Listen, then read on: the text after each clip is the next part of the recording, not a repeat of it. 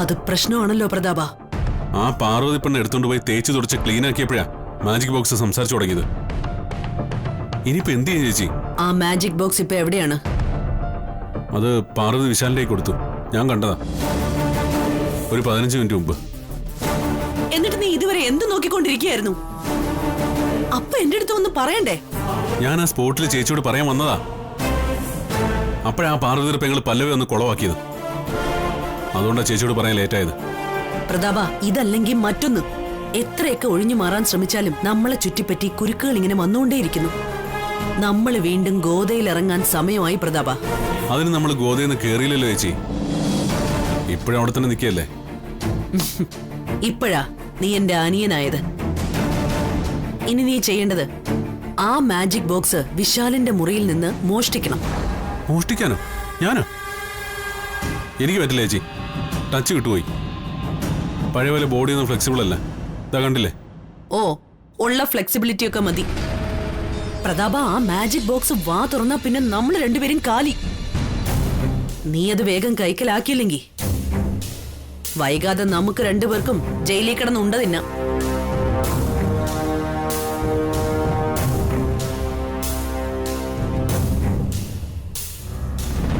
പ്രതാപ, നീ ഒന്ന് ആലോചിച്ചു നോക്ക്.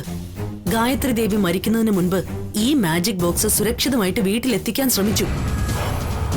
അതിന്റെ അർത്ഥം അതിനുള്ളിൽ എന്തോ ഒരു രഹസ്യമുണ്ട്. നമ്മളെ ഭസ്മമാക്കാൻ മാത്രം വീര്യമുള്ള ഒരു രഹസ്യം. ശരി ചേച്ചി, ഇപ്പോഴെനിക്ക് കാര്യത്തിന്റെ ഗൗരവം മനസ്സിലായത്.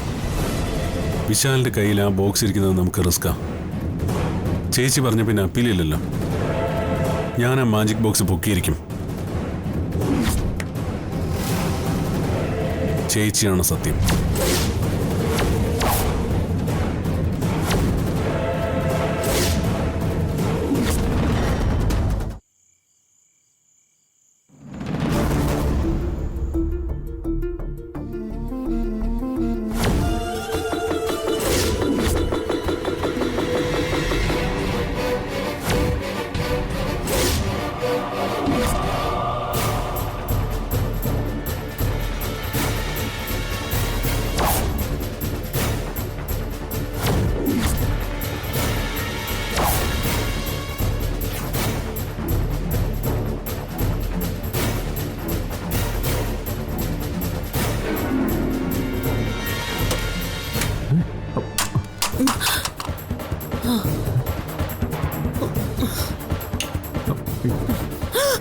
അയ്യോ, പൊന്നു ചേച്ചി, വെള്ളം വെച്ച് ആരും ഉണർത്തല്ല. ഇത് ഞാനാ.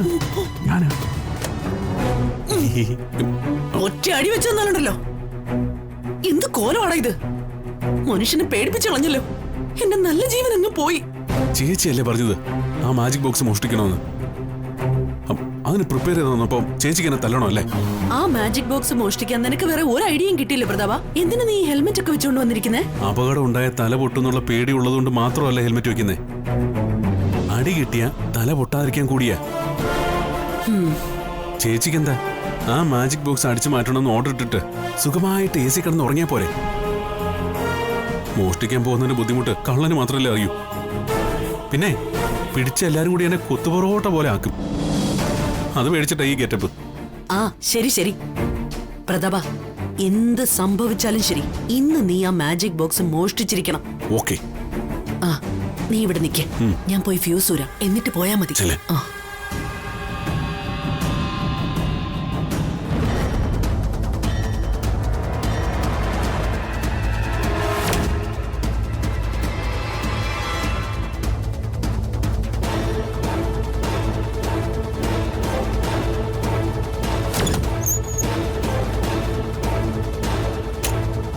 അമ്മേ,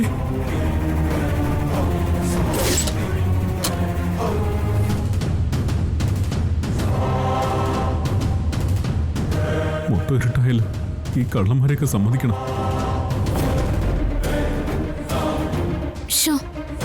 കറണ്ട് പോയല്ലോ. കിടക്ക വിരിയൊന്നും നന്നായിട്ട് വിരിക്കാൻ പോലും പറ്റിയില്ല. ഇനിയിപ്പോ കറണ്ട് വരുന്നവരെ കാത്തിരിക്കാം. അല്ലാതെ ഇപ്പൊ എന്ത് ചെയ്യാനോ?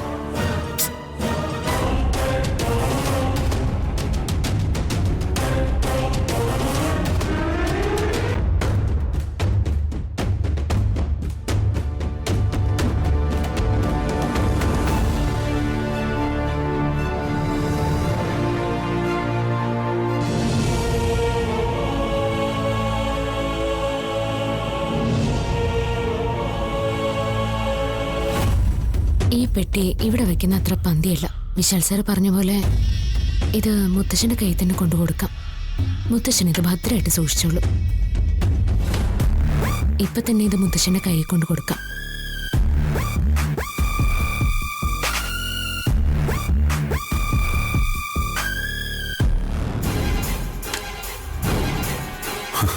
അതെന്തായാലും നന്നായി പാർവതി. എന്റെ പണി നീ സിമ്പിളാക്കി. ചില സമയത്ത് നീ കാണിക്കുന്ന അതിബുദ്ധി ഉണ്ടല്ലോ, നിന്നെ സമ്മതിക്കാതെ വയ്യ പാർവതി. നിന്റെ മുറിയിൽ നിന്ന് ആ മാജിക് ബോക്സ് അടിച്ചു മാറ്റുന്നത് ഹെവി റിസ്കാ. എന്നാ ആ കണ്ണ് കാണാത്ത ആളുടെ മുറിയിൽ നിന്ന് പൊക്കുന്നത് പൂ പറിക്കുന്ന പോലെ ഈസിയായൊരു ജോബാ. അവള് കൊണ്ടുപോയത് തന്നെയാണോ മാജിക് ബോക്സ്? കറണ്ട് പോയതുകൊണ്ട് ശരിക്കും കാണാനും പറ്റിയില്ല.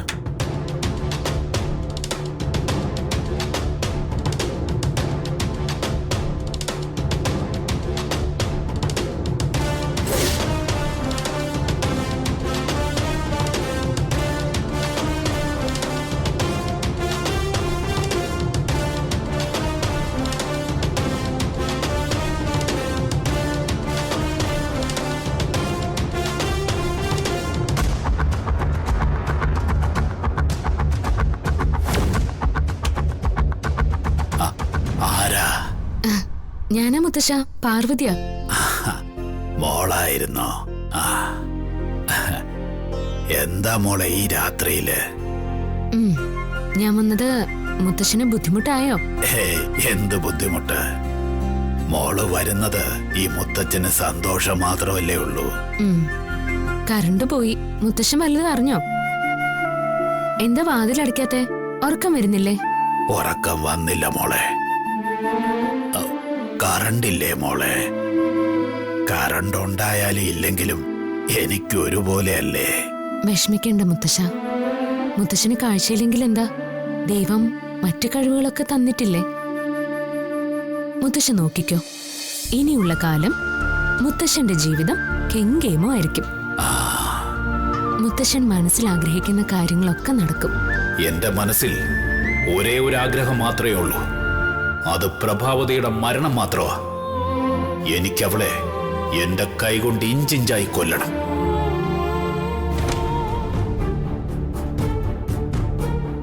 എന്താ ഇത്? കറണ്ട് പോയിട്ട് ഇത്രയും നേരമായിട്ടും ജനറേറ്റർ ആരും ഓണാക്കാത്തെന്ത്? ആ സെക്യൂരിറ്റി ഇതെവിടെ പോയി കിടക്കുക? അതൊന്ന് ചെക്ക് ചെയ്ത് നോക്കിക്കൂടെ അയാൾക്ക്? ഈ വീട്ടിലൊരു മെഴുകുതിരി കൊളുത്താൻ പോലും ഇവിടെ ആരുമില്ലേ?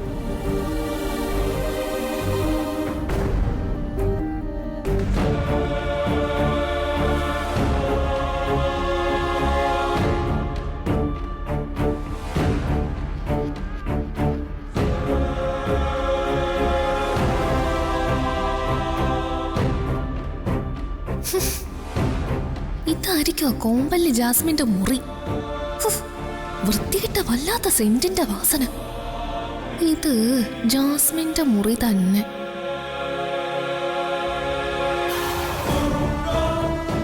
ഈ എപ്പിസോഡിലെങ്കിലും കില്ലർ എന്ന് കണ്ടുപിടിച്ചാൽ മതിയായിരുന്നു. എന്തൊരു മേക്കപ്പ് രണ്ടിനും. ഏതോ കല്യാണത്തിന് പോകാൻ ഒരുങ്ങിയ പോലെ ഉണ്ട്. ഉറങ്ങാൻ കിടക്കുമ്പോഴും ഇത്രയൊക്കെ ഒരുക്കം വേണോ? ഇക്കണക്കിന് സുന്ദരിയായ ഞാൻ എന്തുമാത്രം ഒരുങ്ങണം?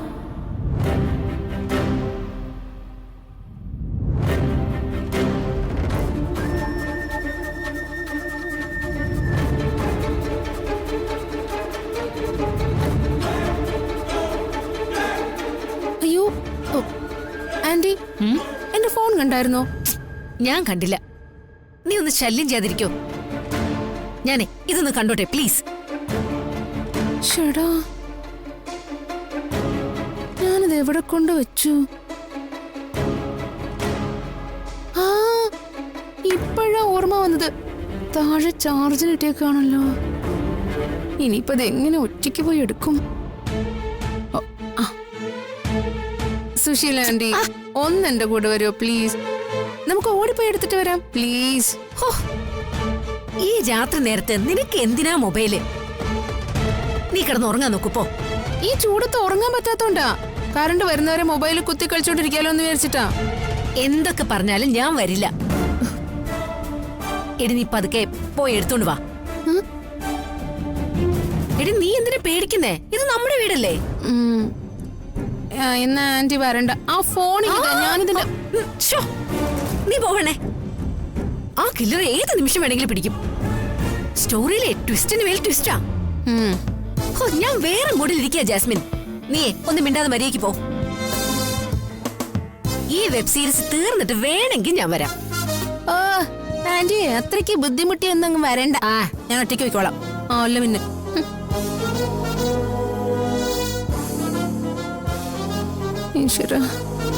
എങ്ങനെയെങ്കിലും എന്റെ ചേച്ചിയെ പോലെ പണക്കാരിയാവാൻ ഞാൻ കിടന്ന പെടാപ്പാട് വിടുന്നു. ആ വിപിനെ എങ്ങനെയെങ്കിലും പ്രേമിച്ച് വശത്താക്കാൻ പല വഴികളും നോക്കി. അന്നേരം നീ കുറുക്ക് വഴിയിലൂടെ വന്ന് എന്റെ വിപിനെ തട്ടിയെടുക്കാൻ നോക്കുന്നോടി ജാസ്മിനെ. ഞാൻ ഈ വീട്ടിൽ വന്നതേ വിപിനെ കെട്ടി ഈ വീട്ടിലെ മരുമോളാവാനാ. അപ്പൊ നിനക്ക് വിപിനെ കെട്ടി ഇവിടുത്തെ മരുമോളാവണം അല്ലടി മൂഷേട്ടെ. നീ കണ്ടോ ഈ പല്ലവി എന്താ ചെയ്യാൻ പോകുന്നെന്ന്. നീ ഇവിടുന്ന് ജീവനും കൊണ്ട് ഓടിയില്ലെങ്കിൽ എന്റെ പേര് പല്ലവി നല്ലടി.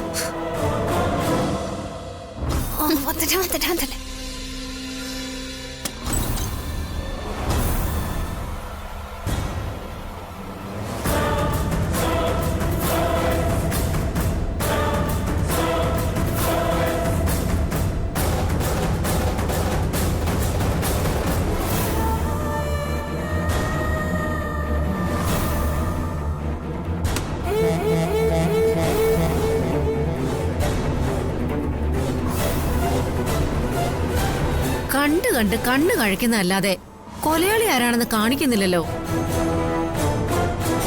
കൊലയാളി ആരാണെന്ന് ഞാൻ കാണിച്ചു തരാടി. നിനക്ക് വിപിനെ കെട്ടണം അല്ലടി. നിനക്ക് ഈ വീട്ടിലെ മരുമോളാവണം അല്ലടി. നിനക്ക് ഗ്രാമത്തിലെ പാവങ്ങളെ കാണുമ്പോ പുച്ഛമാണല്ലടി. നിന്നെ ഞാൻ കാണിച്ചു തരാടി. ഈ പല്ലവി ആരാണെന്ന് ഞാൻ കാണിച്ചു തരാടി. ഈ എപ്പിസോഡിൽ മനുഷ്യനെ പറ്റിച്ചു. ഇത്ര നേരം ടെൻഷൻ അടിച്ചിരുന്ന് കണ്ടത് വെറുതെയായി.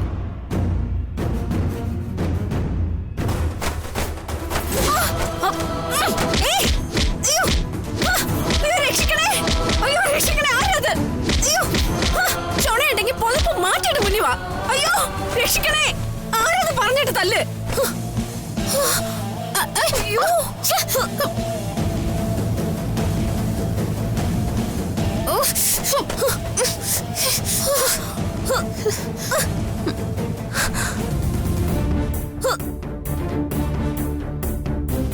എടി നീയോ? നീയാണ് എന്നെ അതിക്രൂരമായിട്ട് തല്ലി ചതച്ചത്. അയ്യോ കണ്ണി ചോരയില്ലാത്ത വക്കീലിന്റെ മോളെ, നിനക്ക് എങ്ങനെ തോന്നിയടി എന്നെ മർദ്ദിക്കാൻ? അയ്യോ ദേ ഈ മൊബൈൽ ഞാൻ തരാത്തോണ്ടാണോ നീ എന്നെ പുതപ്പ് മൂടിയിട്ട് അടിച്ചത്? നിന്റെ എല്ലാ തോന്നിയാസത്തിനും കൂട്ടുന്ന എനിക്ക് ഇത് തന്നെ കിട്ടണം. അയ്യോ അടിച്ചെന്നോ? ആരടിച്ചു? ദേ ആന്റി, കറണ്ട് പോയ സമയത്ത് പൊട്ടത്തരം പറയല്ലേ കേട്ടോ. ഞാനൊന്നും ആരും അടിച്ചിട്ടൊന്നുമില്ല. ഞാനെന്തോ ബഹളം കേട്ട് ഓടി വരികയായിരുന്നു. നീ അല്ലെങ്കിൽ പിന്നെ ആരടി എന്നെ തല്ലിയത്? ഇതിപ്പോ ഈ വെബ് സീരീസ് കണ്ടതുപോലെ ആയല്ലോ എന്റെ കാര്യം. ഇതിലും കില്ലറാണെന്ന് വിചാരിച്ചുണ്ട് ആള് മാറി അടിക്കുന്നുണ്ട്. ആ ഈ വക ക്രൈം സീരീസ് കണ്ടു കണ്ടേ സുശീലാന്റിക്ക് വട്ടായിന്നാ എനിക്ക് തോന്നുന്നു. ആന്റി ഉടനെ തന്നെ നല്ലൊരു സൈക്കാട്രിസ്റ്റിനെ കണ്ടോ, ഇല്ലെങ്കിലേ ഇതുപോലുള്ള തോന്നലുകൾ ഇനിയും ഉണ്ടാവും. അങ്ങനെ ഉണ്ടായി ഉണ്ടായി ആന്റി ഒരു മുഴുഭ്രാന്തിയായി മാറും, പറഞ്ഞേക്കാം.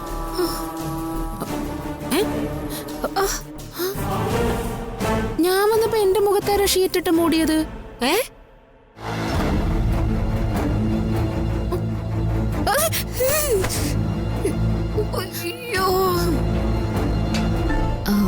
മുത്തശ്ശ, ഞാനേ മുത്തശ്ശനൊരു കാര്യം കൊണ്ടുവന്നിട്ടുണ്ട്. അതെന്താണെന്നറിയോ? എന്താ മോള് മുത്തച്ഛന് കൊണ്ടുവന്നത്? ഞാൻ അത്താഴം കഴിച്ചതാണല്ലോ. ഞാൻ കൊണ്ടുവന്നതേ മുത്തശ്ശൻ തൊട്ടു നോക്കാൻ ആഗ്രഹിച്ച ആ മാജിക് ബോക്സ് ഇല്ലേ, അതാ.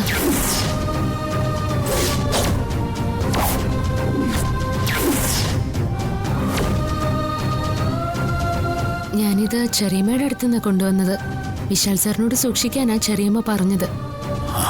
പക്ഷേ വിശാൽ സാറാ പറഞ്ഞത് മുത്തശ്ശന്റെ കയ്യിൽ കൊടുക്കാൻ. മുത്തശ്ശൻ ഇത് ഭദ്രമായിട്ട് സൂക്ഷിച്ചോളൂ എന്ന് പറഞ്ഞു. ഭദ്രമായിട്ട് സൂക്ഷിക്കുമല്ലോ അല്ലേ? പിന്നല്ലാതെ എന്റെ ജീവൻ കൊടുത്തും ഞാനിത് ഭദ്രമായി സൂക്ഷിക്കും മോളെ. അപ്പോ ഇത് എവിടെ വെക്കണ്ടേ? അലമാരയിൽ വെക്കട്ടെ? മോളെ, അലമാരയിൽ എൻ്റെ ഒരു ബാഗുണ്ട്, അതിങ്ങെടുക്ക്.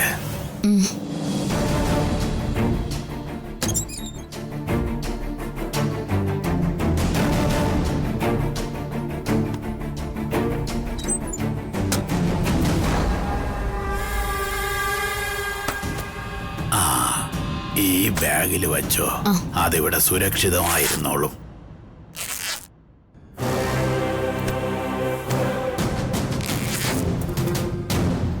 വെച്ചിട്ടുണ്ട്. ഇനി ബാഗ് അലമാരയിൽ തിരിച്ചു വെക്കട്ടെ? വേണ്ട, അത് ഞാൻ എടുത്തു വച്ചോളാം. എന്നാലേ ഞാൻ പോട്ടെ. മുത്തശ്ശൻ വാതിലടിച്ച് കിടക്കാൻ നോക്ക്. ശരി മോളെ.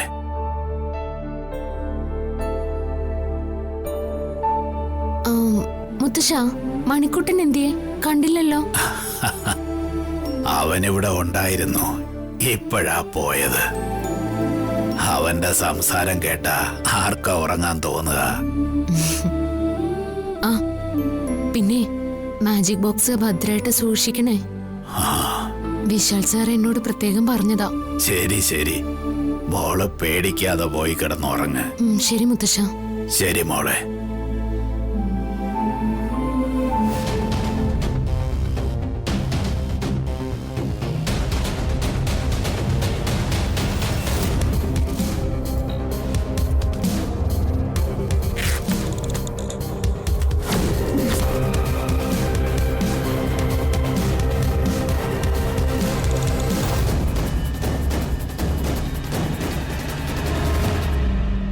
ഇത് തുറന്നാലേ ഗായത്രിയമ്മ ഇതിൽ ഒളിപ്പിച്ച രഹസ്യം അറിയാൻ കഴിയുള്ളൂ. പക്ഷേ ഇത് തുറക്കേണ്ടത് ഞാനല്ല, വിശാല. എങ്കിലേ കാര്യങ്ങളുടെ റൂട്ട് ശരിയാവുകയുള്ളൂ.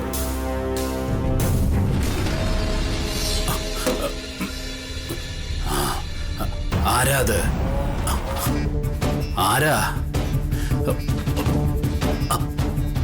ആരാന്ന് പറയുന്നതാണ് നല്ലത്.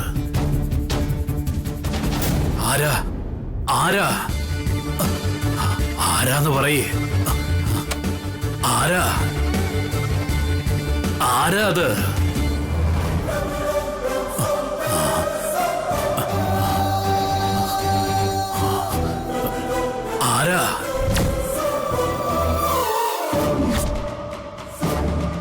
ആരാന്ന് പറയേ. ആരാ?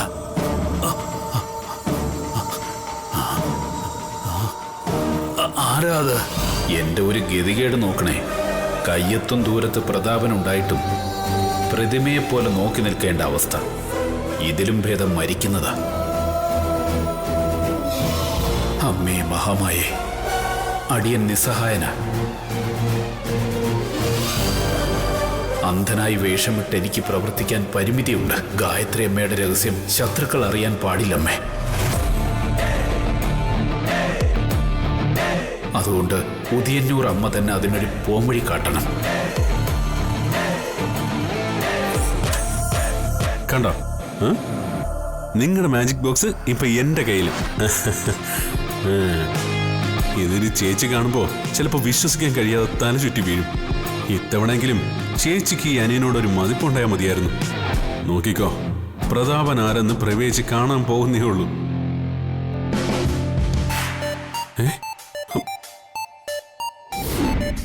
ഇവക്ക് രാത്രിയിൽ ഉറക്കമില്ലേ? കറണ്ട് പോയ സമയത്ത് തെക്കും വടക്കും നടക്കോ നാശം. അവൾ എന്റെ കയ്യിരിക്കുന്ന മാജിക് ബോക്സ് കണ്ട കുഴപ്പമാവൂല മുത്തപ്പ. എത്രയും പെട്ടെന്ന് പാർവതി കാണാതെ ഇവിടുന്ന് മുങ്ങണം.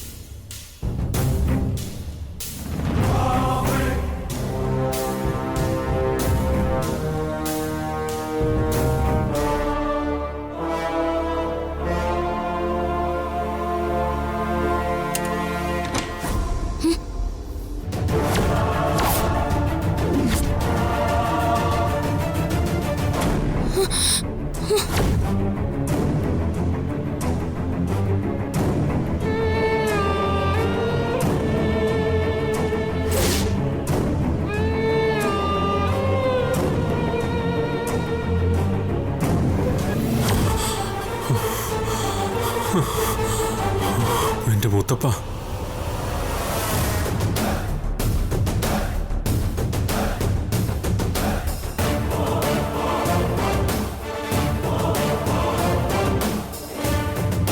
ഇപ്പോഴാ ശ്വാസം നേരെ വീണത്. ഓ, ആ നശിച്ച പെണ്ണ് കണ്ടായിരുന്നെങ്കിൽ ഇപ്പൊ ഇവിടെ ഭൂകമ്പം ഉണ്ടായേനെ. ആരാ അത്?